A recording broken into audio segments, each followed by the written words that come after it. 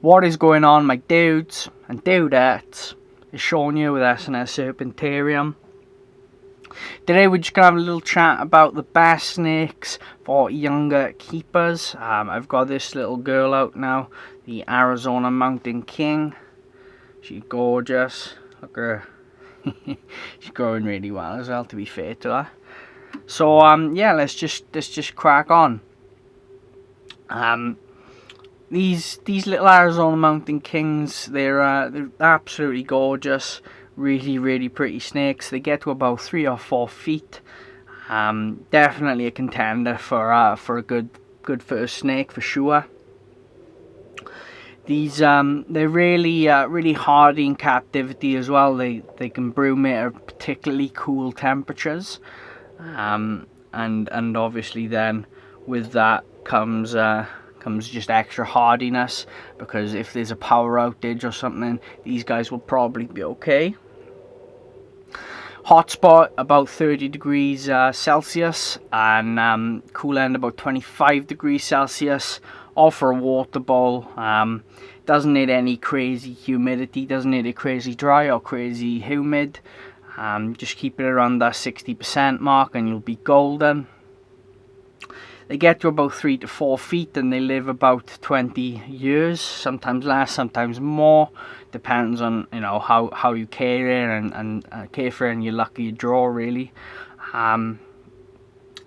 They do have a bit of a reputation to be very food aggressive. I haven't seen this myself. This girl, when she comes out, and my other king snakes, when they come out, they're lovely. Even though this girl is just a baby, she's still lovely and tame. I've not worked with her at all, because obviously there's not much fun holding a snake this small. You've got to be really gentle, but even then she's lovely and docile and tame, and there's absolutely no issues at all with this girl.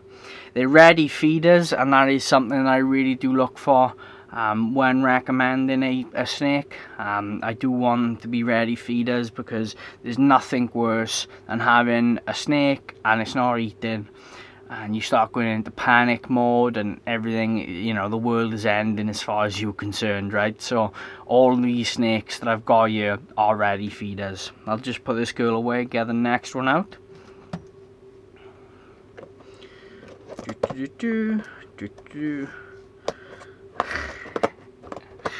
She's lovely, that girl.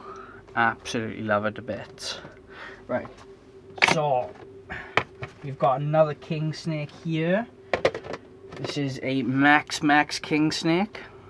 She's gorgeous. She looks even better in person, believe it or not, guys.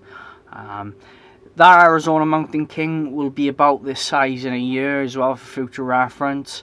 Maybe a year and a half. Okay, and when they get to this size, they become absolutely fantastic to handle.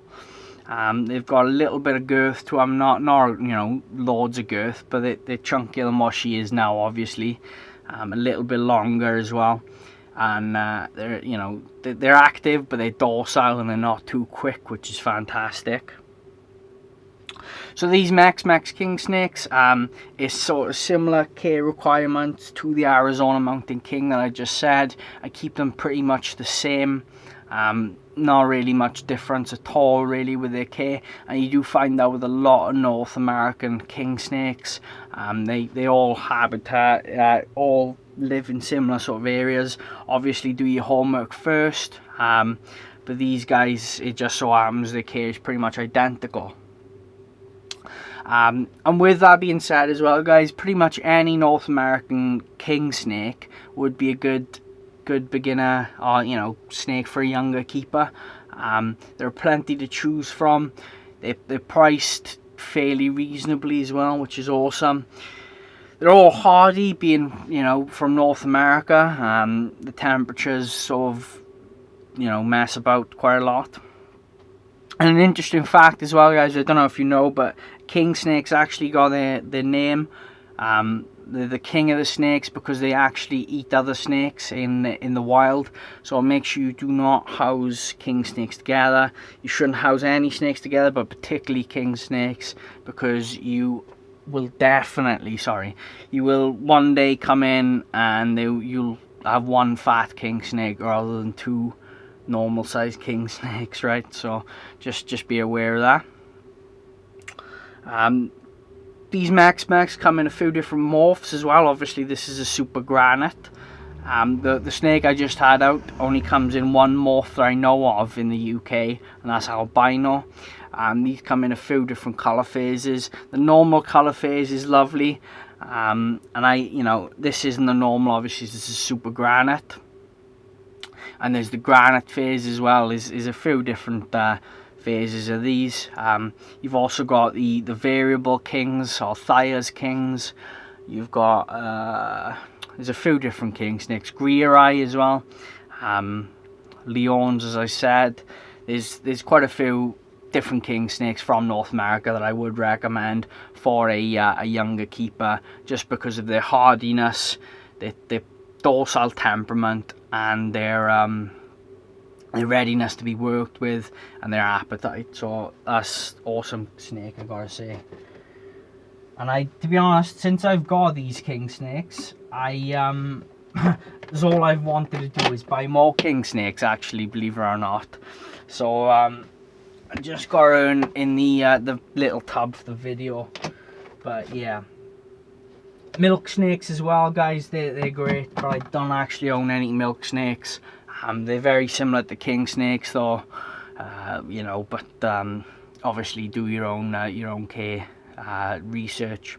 So this right here is an African house snake. She's a big female, even though she's a quote-unquote big female, though she's only about 3.5 feet.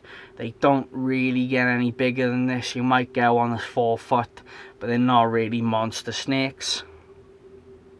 These come in a few different morph types, okay, if you like your morphs. The males stay a lot smaller than the females. Females reach about 300 grams in weight. The males are a little bit shorter than the females, but they're about half the weight of the females, so they're a lot less thick and chunky. I don't have a male to hand. Sadly, I just didn't think to get one, because I think you guys will get the idea. You're not top just because you're young. Oh, by the way, actually, yeah, top. Interesting. Top means stupid in Welsh, right? Top. So if you hear me say top, that's what I mean. But anyway, yeah. This girl, ready feeder, as all my snakes are on this list. She's very easy to breed as well if you want to dip your toes in to breed. You pick up a pair of these. And you can breed them at 2.5, 3 years old, and you'd get quite a few clutches. You don't have to brumate them or anything to breed. This was actually the first species I've ever bred, the African house snake, and I've kept some of her babies back as well to grow on to keep. Lovely and docile temperament, as you can see. These come from Africa. Hello. These come from Africa, but they don't need crazy high temperatures. Sort of 25, 26 degree hot spot, 31 degree hot spot, sorry, and then 25 degree ambient, or the cool end, yeah. Large water bowl, humid hide for when they're shedding and they're golden. You can feed these guys as adults every other week. A reasonable size prey item so they don't get fat. Otherwise, these guys are quite prone to obesity because they are ready feeders. So let's just pop this girl away. Right, so now we've spoken about colubrids. I'm just gonna talk about pythons real quick, and then we'll get into the boids. So this right here is a spotted python, okay. Gorgeous looking snake, real nice. This snake is actually part of the group of smallest pythons in the world. This right here is about as big as they get. They don't get a whole lot bigger than this. And it's not a big snake, as you can see. They get to about 4 or 5 feet well, 3 to 5 feet we'll say. As adults, quite chunky. They've got all of the personality of bigger pythons in this little python package, which is pretty awesome. Not too girthy, reasonably well tempered, especially once you get them as adults. They really calm down. They're nice and slow moving, active, fantastic eaters as well. You'd never have a problem with one of these not eating. With that in mind though, just make sure you don't feed them too much and get them obese. Since I've had this girl, I've absolutely fell in love with the Antrorhiza group of snakes. I can't wait to get more in my collection as pets and whatever else, breeding projects and so forth. They're really cool, cool little snakes. And they're really underrated as well in the hobby, which does mean you can pick them up pretty cheap. You can pick up a spotted python anywhere from £60 or $60 roughly, you know, on upwards. Sometimes you can get them a bit cheaper, sometimes they're a bit more expensive depending on where you go, but they are reasonably priced snakes. Right, so the next snake on this list is going to be another Australian python. These guys are quite difficult to find in captivity, but I do think they make amazing pet snakes, and that is the Woma python. Absolutely gorgeous little snake this. Really nice. Okay, you can see you've got these lovely orange heads and striped bodies. Yeah, can you see that? So these are in a group of 2 snakes called the Aspidaites group of snakes. They don't have heat pits like all other pythons. They've got these shovel type heads, really cool looking snakes. These guys get to about 4 to 6 feet, I would say, so they're a little bit bigger. Most of them say around the 4 foot mark, especially if you get a male and you feed it reasonably sized prey items. Their cousins, the black-headed pythons, they're a lot more expensive, a lot more difficult to breed. They are a lot prettier, but they're a lot bigger and more temperamental as well. So I would definitely recommend a Woma for a newer keeper than a blackhead, because they just are a lot more even-tempered. These guys like it quite dry, so that's worth keeping in mind. If you live in quite an arid area, you wouldn't have too many problems with these guys shedding, as long as you offer a water bowl. And they range all over Australia. In certain parts in the desert regions, they live in burrows in the wild, so make sure, as with all of these snakes, you do offer hides to make them feel more secure. As adults, you probably want to watch what you feed in again, because they are quite prone to obesity. So I'll just pop this guy back. I have got other videos on all these snakes as well, if you want to check those out for more in-depth care, or to have a better look at the snakes. Just have a look on my channel and you will find the videos. Let's just pop that little dude back. Ah, there you go. Right. So some of you may have noticed as well, while I'm getting this this next snake out, that I haven't actually included ball pythons or corn snakes on this list. And I do think they are good pet snakes, for sure. Hold on. Oh, there she is. Yeah, I do think they do make good pet snakes, okay? But the trouble with them is they're common. Everyone always talks about how good they are. And for me, really, there are plenty of other good snakes about. So I don't really want to be talking about, you know, things that you already know about, because that's just a bit silly, in my opinion. I'd much rather show you guys some cool snakes you haven't seen before. Obviously with Royals, they've got the inherent problem of the humidity issues. The care is actually a little bit more complicated than people make out, and they go off feed quite a lot, which for me is a big no-no for a new snake keeper. They are good pets, and as long as you do your homework, you can keep, you know, more or less any snake you want, really, within reason, of course. So anyway, boys, this right here, it's an albino rosy boa. She's absolutely gorgeous. I don't think the camera is going to pick up her colour. She's an albino coastal rosy boa. These guys also like it really dry. They get to about 3.5 foot. I wouldn't really think they'd get much bigger than that. The females are bigger than the males. These are also from North America.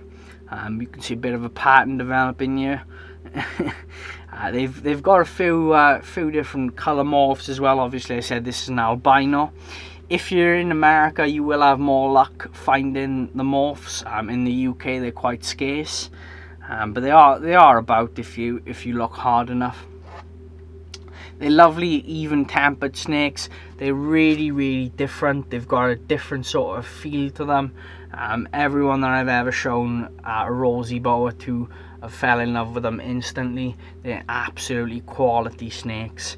Especially if you like your bowoids, but you don't want a big boa constrictor, these are, you know, the next best thing, really. They're long-lived. These are some of the longest-lived bowoids. Believe it or not, there's records of them living over 30 years old. Some people have claimed they've had a rosy boa to live up to 47 years old. I can't confirm that, though. I'm obviously not 47 years old, so I don't know. But yeah, these guys, they're fantastic snakes, as I said. I don't even keep them with water. That's how hardy they are. If you keep them with water, just make sure you take out the water bowl before you feed, a day before you feed, and for 2 days after, just because sometimes they drink too much water. They've only got little tummies, and then they can regurgitate their meal. So I'll put this girl away now, and I'm gonna wrap this video up. I hope you've enjoyed. It's been a bit of a longer video, so thank you for bearing with me. Make sure you join my Almas army by clicking that subscribe button if you made it this far. Again, thank you for tuning in and watching my content, spending some time with me. I really do appreciate it. And I will see you in the next video. Drop any questions down below, and yeah, bye.